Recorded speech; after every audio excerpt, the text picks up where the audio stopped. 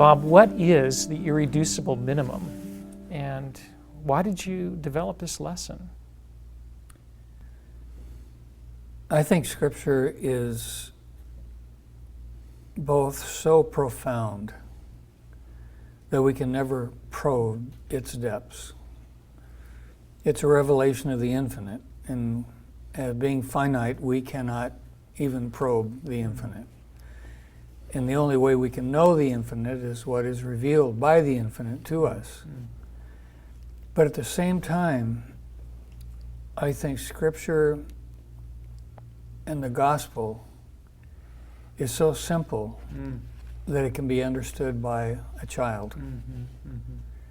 And that's the beauty of our faith, is that it's both profound and very simple.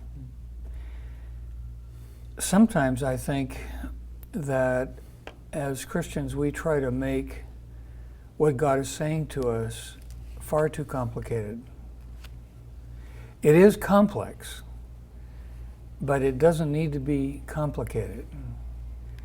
And having come from a science background in college, and in mathematics we had the concept of the irreducible minimum. There are whole numbers that cannot be reduced by whole integers any further than a particular integer. I don't remember that, by the way, but that's okay. Right. I'm glad you studied that. And we call that the irreducible minimum. And so, trying to conceptualize the biblical message in its most basic elementary parts, how would you look at that? What would be the irreducible minimum of God's message to us in terms of how we should live? And that's how the idea came about. Well, obviously, it comes to Jesus' own summary, including Paul's, or the Old Testament. The Old Testament, Jesus, Paul, their summary of what does God say to us? What is his expectation of us? And it comes down to those two things. Love God with all your heart, your soul, your strength, your mind, and your neighbor as yourself.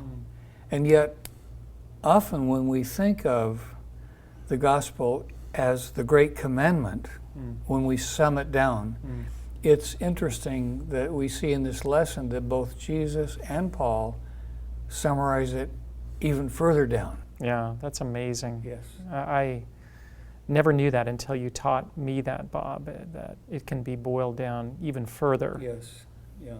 So, and just the power of God taking his infinite word and summarizing it and summarizing it and summarizing it until you do have this kind of irreducible minimum that is summed up in. And when we understand what that is, it gives us a place to begin to truly be a disciple. We live in a time where people want things simplistic. But this is not It's simplistic. not simplistic. It's simple. It's simple, but not simplistic. But not simplistic. Right. And I think this is something that the church needs to realize. What we have is something absolutely profound and yet very simple. But then there's another dimension which is so important, and that is, what do you do with that? Yeah.